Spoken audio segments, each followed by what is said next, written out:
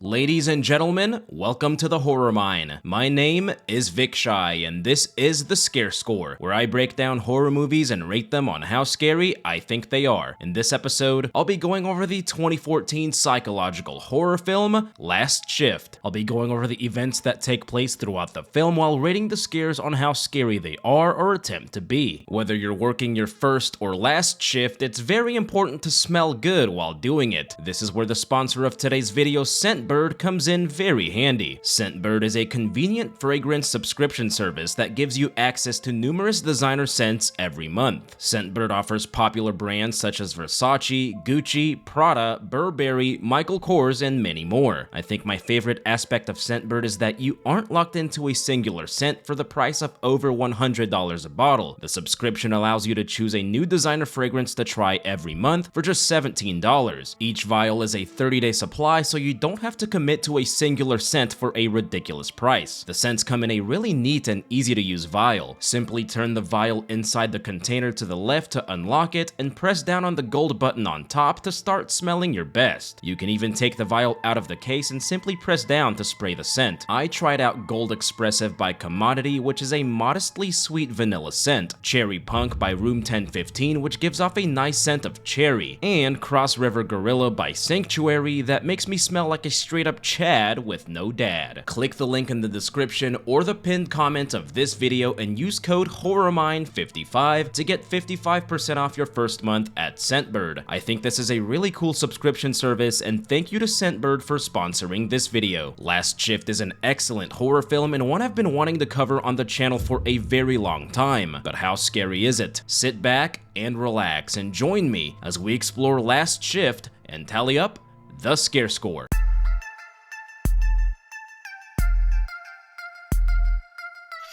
Our movie begins with the film's title and a creepy tune being sung by a young girl. We are introduced to our main character, Sanford police officer Jessica Lauren. Today is Jessica's first day on the job and she gets a call from her mother, who isn't very supportive of her career choice. She has a very tense first meeting with her supervisor, Sergeant Cohen, whom she walked in on having an apparent mental breakdown. Jessica's first assignment is to work the last shift inside of the rundown police station that is going to be closed, so it should be quiet. Which is something you should never say before the start of any shift. He shows her the evidence room filled with biohazard materials that are supposed to be picked up by a hazmat cleaning crew before 4 a.m. He hands her the keys and orders her not to leave the premises. That was a simple and straight to the point introduction to this film's plot that actually dives deeper and darker than it appears. She struggles to stay awake and notices the light in the hallway flickering. We briefly hear the sound of radio static and a woman's voice. This is a standard horror movie scene that hints there is definitely something wrong with the station. The phone rings and a young girl in distress is heard on the other end. I think they might all be dead.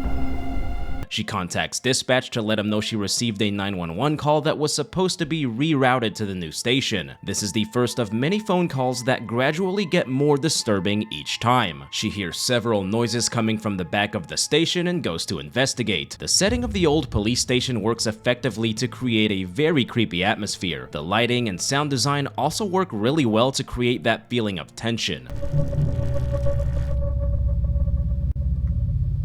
Jessica takes her lunch break and pulls out a single strand of black hair from her mouth. I tried giving myself a break from the trauma Asian horror films give me and still couldn't escape my fear of long black hair. Someone knocks on the front doors and she finds a homeless man standing in the lobby. He initially ignores her and pisses on the floor before shouting at her to shut up in a fake-out jump scare. She kicks him out and cleans up his mess as we hear more creepy noises coming from the old pipes. She finds an old pair of boots and kindly leaves them outside for him. The strange noises refuse to let up and lead her into a bathroom worthy of Silent Hill. No wonder they're shutting this place down. She walks into the locker room and finds an old picture of her and her dad in his locker. The words on the back say "Daddy and Cuddlebug at the park." There is a bittersweet look on her face as she decides to leave the picture in his locker. This is a great and creative scare with a presentation I really like. The emotional build-up prior to the unexpected scare was clever and made it more effective. I also like that they chose not to attach an extremely loud and generic sound to reveal all the lockers being open. She then receives another call from the young girl named Monica. Monica says she is somewhere on a ranch with pigs. She whispers they're coming back and I have to go before hanging up. She then gets a call from a guy named Joe with the waste removal crew. He says they're running behind and doesn't know when they'll get to the station. She contacts dispatch again and he says that Monica must be dialing the station's phone number directly. The cabinet behind her starts moving on its own and slams itself shut. She then hears a loud banging noise out in the hall. She finds the back door to the station open and a file cabinet knocked over. She tries to radio in a possible breaking and entering but doesn't get a response. She hears the creepy song from the intro on her radio and the lights go out. She pulls out her duty weapon and flashlight and starts reciting her oath of office as she clears the building. We get a box jump scare as she finds the homeless man from earlier standing on top of the shelf. She makes quick work of him and easily detains him. As she brings him to the holding cell, we see him wearing the boots she left out for him. She forces him into the cell and the door suddenly shuts. The lights go out and a woman is heard screaming. The homeless man thinks darkness is his ally, but he merely adopted the dark and is taste for his troubles. She is locked inside the cell and asks to be let out, which leads to a solid jump scare. This causes her to drop her flashlight and become pitch dark. The homeless man wakes up and the flashlight shines on her. She asks him for the flashlight but soon realizes that he isn't the one holding it. We hear several whispers all around her with one voice saying, "Please let me out of here." The flashlight turns off and on and the voice asks if she wants to get out of here alive before saying, "I'm gonna hurt you." Two figures with bloodied bags over their heads suddenly appear behind her before the lights come back on with the door open. Jessica is completely terrified and recites her oath of office to try and regain her composure. This was an excellent and terrifying scare scene that had a lot to offer in a short amount of time. The entire bit with the flashlight was clever and the placement of the jump scare made it very effective. The atmosphere was full of tension, and I genuinely felt like she was in danger. A top-notch scare scene that immediately ramped up the movie's scare factor. There is also a cool change in aspect ratio that happens every time the lights turn on and off throughout the film. The incident has left her extremely shaken up, and she dials Sergeant Cohen's phone number. She's about to tell him about the incident, but decides to stay strong and not give up. She looks up and sees the letters SOW written on the ceiling. A sow is a female pig, and police officers are sometimes referred to as pigs. She locks all the doors to the building and meets a woman named Marigold smoking in the back. She says she was here when the Payman family were arrested and brought to the station. The Paymans committed a horrible crime involving several women. Jessica says that officers neutralized the Paymans at the scene of the crime and that her father was one of those officers. Marigold insists that the Paymans were brought in alive, bragging about their crimes and singing a creepy song. She starts humming the tune of the song Jessica heard on the radio earlier, which seems to strike a nerve. The Paymans used their bedsheets to delete themselves and that pure evil covered the walls. She sheds a tear remembering the horrible sight and walks off. This scene wasn't necessarily scary, but the way Marigold told the story was chilling. Jessica walks back into the station that now has an eerier vibe to it. She walks past a room where a television is turned on. An odd man appears on screen and says that he isn't ashamed of what he does. She is watching the interviews of the crazed Payman family, Kitty, Dorothea, and John Michael Payman. The Paymans are absolutely insane and feel no remorse for what they've done. Kitty smashes her face on the table long before Longlegs went crazy with it. John Michael Payman appears to look right at Jessica and says, "I like you." Come back here and all you Chairs start spinning all around her, and the hooded spirits briefly appear. She gets knocked over by a chair in a scene that seems a little forced and not very scary. The phone rings and it's another call from Monica saying the other girls are dead. She begs for help and says they won't stop singing that song. Monica sings the Payman tune and reveals her name is Monica Young. Monica says she may have heard the name John Michael Payman and screams before disconnecting. She calls dispatch and says that the remaining Payman family members might have Monica. He then gives gives her a report number to reference if she gets any more information. As soon as she hangs up, she hears a man whistling the tune in the hallway. She opens a room with several chairs and a noise makes her look away. When she turns back around, all the chairs are stacked on top of each other. She is now convinced that other officers are pranking her because she's a rookie. Officer Ryan Price shows up and she asks him about what's been going on. He says that he isn't pranking her and just came to check up on her. He flirts with her and she tells him how her first shift is going. He knew her father and was there the night he was killed by John Michael Payman. He and her father were the first officers on scene and managed to save 4 of the kidnapped girls. The Paymans deleted 6 more girls and 2 officers, including Jessica and Vikshai's dads. Officer Price said he'd love to stay, but he has to go. In a sad yet disturbing twist, Officer Price turns around, revealing a large hole in the back of his head, revealing that the 2 fallen officers he spoke about were her father and himself.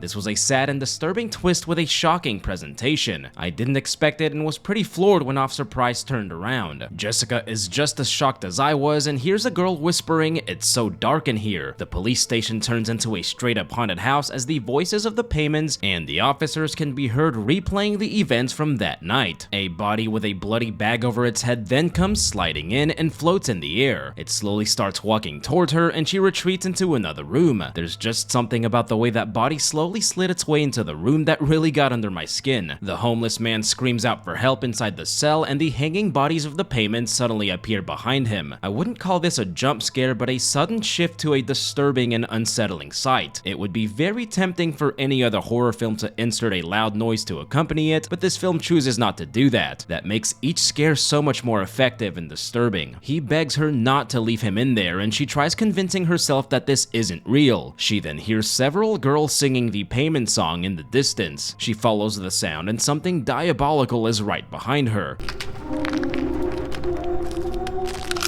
The atmosphere in this scene is incredibly tense and unnerving. The woman crawling directly behind her is another great example of the film's ability to combine an unnerving atmosphere with disturbing visuals. She walks into a room containing the spirits of the Payman family victims singing the song. Their faces appear normal in the mirror, but they are wearing bloody masks as they slowly turn to look at her. The door slams behind her and the girls disappear. This is a great scare scene with a clever and haunting visual. I really like the visual of the girls wearing bloody masks even though they appear normal in the mirror. Very cool stuff. She hears another loud noise out in the hallway and finds the evidence room completely ransacked. She calls Sergeant Cohen to tell him that she's seeing things and that she may not be able to complete the shift. He says it appears that the apple fell pretty far from the tree, which makes her rethink the decision. She decides to stick it out and wait for the hazmat crew inside of her squad car. Right as she walks out, she is drawn back in by another phone call from Monica. She managed to escape but thinks she is being followed.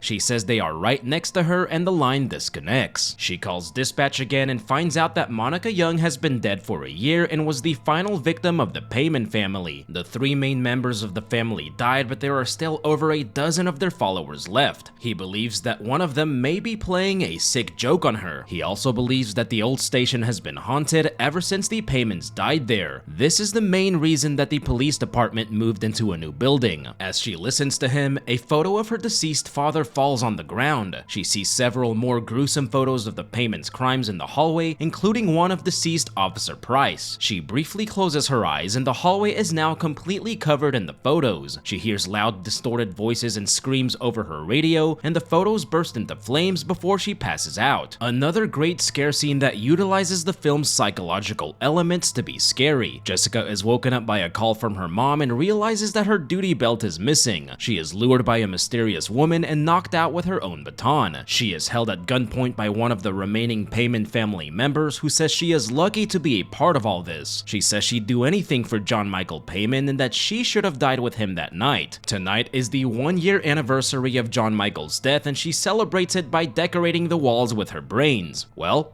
that was easy. She gets another phone call from the person cosplaying as Monica, who starts laughing maniacally. We hear a repeated loud thumping noise which leads to an effective jump scare. The disfigured creature crawls around her, sounding like a clicker from The Last of Us. It appears directly in front of her and is the terrifying spirit of Monica Young. Jessica closes her eyes and Monica disappears. This scene has a pretty good jump scare, and the design of Monica's disfigured spirit looks pretty gnarly. Jessica tries running out of the station but is locked in. She tries shooting the glass, but it mysteriously fixes itself. She then receives a call on her cell from none other than her late dad. He says that he laid down his life for the job and expects her to do the same thing. John Michael is inside the building and he tells her to do something about it. The conversation ends with Jessica sounding exactly like I do every night. Dad?